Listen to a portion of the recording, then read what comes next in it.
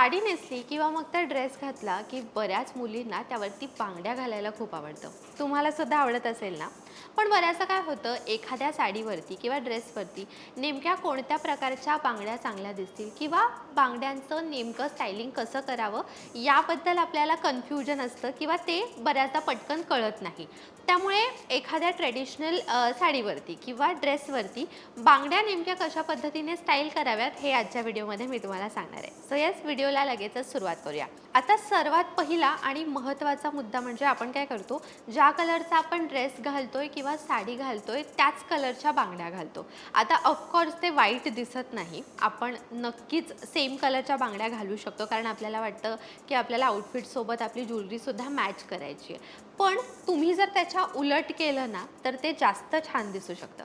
आता त्याच्या उलट करणं म्हणजे काय, तर तुम्ही काय करू शकता, समजा जर तुम्ही लाल रंगाचा ड्रेस घालताय किंवा तुम्ही साडी नेसताय तर लाल रंगाला जो कॉन्ट्रास्ट कलर असतो म्हणजे एकतर तुम्ही हिरवा रंग निवडू शकता किंवा मग तर पिवळा रंग किंवा लाल रंगासोबत काळा रंगसुद्धा छान उठून दिसतो. त्यामुळे लाल रंगाला असलेले कॉन्ट्रास्ट रंग जर तुम्ही निवडले आणि त्या रंगाच्या जर तुम्ही बांगड्या घातल्या तर ते अजूनच छान दिसतं, युनिक दिसतं आणि दिसतानाही उठून दिसतं. जेव्हा तुम्ही सेम कलरच्या बांगड्या घालताना तेव्हा ते दिसताना इतकं असं उठून दिसत नाही. ऑफकोर्स ते छानच दिसतं पण उठून नाही दिसत किंवा तुमचा लुक असा वेगळा नाही वाटत. किंवा दुसरी तुम्ही एक गोष्ट करू शकता की जेव्हा आपण ड्रेस घालतो तेव्हा बऱ्याचदा एकतर तुमचा जर ड्रेस क्रोमॅटिक असेल म्हणजे फॉर एक्झाम्पल तुमचा पायजमा आणि तुमचा कुर्ता सेम रंगाचा असेल आणि ओव्हरऑल डिझाईन सगळी सेम रंगामध्ये असेल ज्याला आपण मोनोक्रोमॅटिक पॅटर्न असं म्हणतो. सो तशा पॅटर्नमध्ये जर तुमचा ड्रेस असेल तर तुम्ही एक्झॅक्टली त्या रंगाच्या अपोजिट बांगड्या घालू शकता. राईट, कॉन्ट्रास्ट रंगाच्या बांगड्या तुम्ही घालू शकता. पण काही काही ड्रेसेसमध्ये कसं असतं ना, टॉप आणि पायजमा एका रंगाचा असतो आणि ओढणी थोडीशी वेगळ्या रंगाची असते किंवा पायजम्याचा रंग वेगळा असतो आणि टॉप किंवा जो कुर्ता आहे त्याचा रंग वेगळा असतो. तर तुम्ही काय करू शकता, जो रंग तुमच्या ओढणीमध्ये आहे किंवा जो रंग तुमच्या पायजम्याचा आहे किंवा त्या ड्रेसमध्ये जी डिझाईन असते, जी एम्ब्रॉयडरी असते त्याच्यावरती जर वेगळा रंग असेल ना तर त्या रंगाच्या तुम्ही बांगड्या घालू शकता जेणेकरून तो जो एक कॉन्ट्रास्ट लुक आहे तो क्रिएट होईल आणि दिसताना सुद्धा ते छान दिसेल. इनफॅक्ट साडीमध्ये सुद्धा तुम्ही तेच करू शकता. साडी समजा जर तुमच्या सलग एका रंगाची असेल पण त्याचे काठ थोडेसे वेगळ्या रंगाचे असेल किंवा तुम्ही जर ब्लाऊजचा वेगळा रंग निवडत असाल किंवा कॉन्ट्रास्ट कलरचा तुम्ही जर ब्लाऊज घालत असाल तर सेम रंगाच्या तुम्ही बांगड्या घालू शकता म्हणजे ते दिसताना तो जो लुक आहे तो ओव्हरऑल छान दिसतो. पुढचा जो मुद्दा आहे तो म्हणजे जसं मी आधी सांगितलं पहिल्या मुद्द्यामध्ये की कॉन्ट्रास्ट रंगाच्या बांगड्या घाला. सो पुढचा माझा मुद्दा तोच होता, सेम कलरच्या बांगड्या घालणं टाळा आणि कॉन्ट्रास्ट रंगाच्या बांगड्या घालणं प्रेफर करा जेणेकरून तुमचा जो लुक आहे तो अजूनच उठून दिसतो. सेम कलरच्या बांगड्या जर तुमच्याकडे असतील आणि तुमच्याकडे ऑप्शन नसेल तर तुम्ही नक्की कॅरी करू शकता, काही हरकत नाही आहे. पण प्रयत्न करा की तुम्ही कॉन्ट्रास्ट रंगाच्या बांगड्या घालत आहात. तिसरा आणि महत्त्वाचा मुद्दा म्हणजे ज्या आपण मोस्टली काय करतो, बांगड्या घालताना बांगड्यांचा सेट तयार करतो, बरोबर. तर सेटमध्ये ज्या बऱ्याचदा एक कॉमन सेट आपण नेहमी तयार करतो स्त्रिया, बारीक बारीक किंवा ज्या पातळ नॉर्मल ज्या बांगड्या असतात त्या आपण मध्ये ठेवतो, ठीक आहे, बेसिक ज्या बांगड्या असतात आणि बाजूला आपण बऱ्याचदा कडे घालतो दोन, बरोबर, आणि मध्ये एखादी मोठी बांगडी किंवा मोठा कडा घालतो, असं सुद्धा आपण करतो. तर आता जेव्हा तुम्ही बाजूला कडे घालताय किंवा मध्ये एखादा मोठा कडा घालताय आणि त्या बेसिक बांगड्या ज्या तुम्ही घालताना त्या शक्यतो प्रयत्न करा की त्या बांगड्या प्लेन आहेत. कारण खूप जास्त म्हणजे ज्या तुम्ही बेसिक बांगड्या घालताय त्याच्यामध्ये जर वर्क असेल खूप जास्त प्रमाणात आणि त्याचसोबत तुम्ही जर कडासुद्धा घालताय तर ना ते खूप ओव्हर वाटतं किंवा खूप एक्स्ट्रा वाटतं. आणि हे खरं तर माझं मत आहे. तुम्हाला जर हवं असेल की ज्या तुमच्या बेसिक बांगड्या आहेत त्याच्यामध्ये सुद्धा तुम्हाला डिझाईन हवी आहे तर यू डू यू, तुम्ही नक्कीच त्या प्रकारच्या बांगड्या घालू शकता.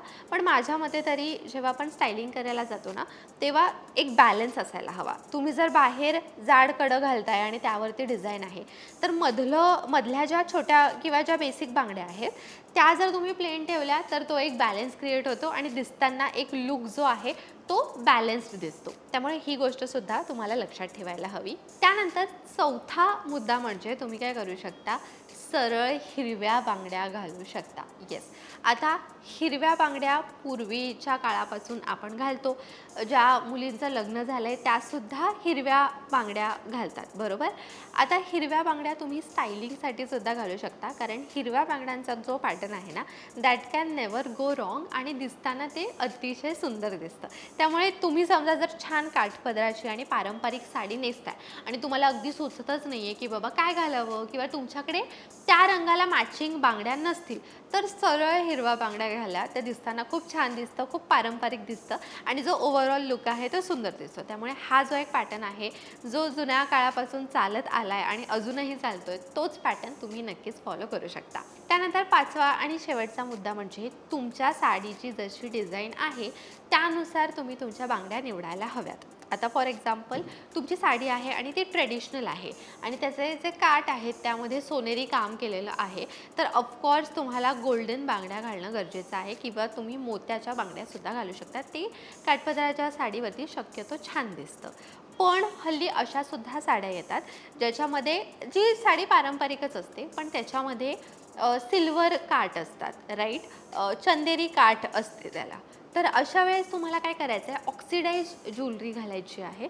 ऑक्सिडाइज ज्वेलरी काठपदराच्या साडीवरती सुंदर दिसते.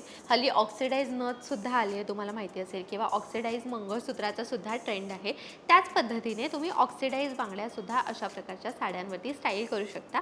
आणि काही काही काठ असे सुद्धा असतात ना, ज्यांच्यामध्ये थोडंसं सोनेरी काम, म्हणजे ते दिसताना पटकन सिल्वरच दिसतं, पण त्याला थोडासा गोल्डन टचसुद्धा असतो. म्हणजे तो असा एक मधला प्रकार असतो.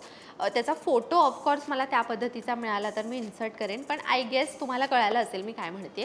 ते अगदी सिल्वरसुद्धा नसतं आणि अगदी गोल्डनसुद्धा नसतं, मधला कोणता तरी प्रकार असतं. अशा पद्धतीची जेव्हा तुम्ही साडी नेसताय किंवा ड्रेस घालताय, तेव्हा तुम्ही काय करू शकता, व्हाईट गोल्ड वगैरे अशा प्रकारची ज्वेलरी असते, तर त्या प्रकारच्या तुम्ही बांगड्या घालू शकता, ज्या एकदम पिवळसर नाही आहेत, एकदमच सोनेरी किंवा एकदमच गोल्डन नाही आहेत, पण थोडासा त्याच्यामध्ये व्हाईट हिंट आहे आणि तो जो कलर आहे सोन्याचा किंवा त्या गोल्डचा, म्हणजे सोन्याचा म्हणजे सोन्याची ज्वेलरी असं नाही मी म्हणत आहे, पण तुम्हाला पॉईंट माझा कळला असेल की गोल्डन ज्वेलरीमध्ये थोडासा फेंट कलर तुम्ही नक्कीच निवडू शकता.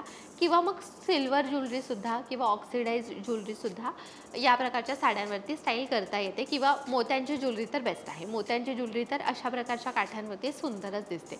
त्यामुळे तुम्हाला बघायचं आहे की तुमच्या साडीमध्ये कोणती डिझाईन आहे, कोणत्या कलरची डिझाईन आहे आणि त्यानुसार तुम्हाला तुमच्या बांगड्यांची निवड करायची आहे. अशा पद्धतीने बांगड्यांची निवड करताना नेमक्या कोणत्या गोष्टी लक्षात ठेवाव्यात आणि ओव्हरऑल बांगड्यांचं स्टायलिंग कसं करावं हे आजच्या व्हिडिओमध्ये आपण जाणून घेतलं आहे.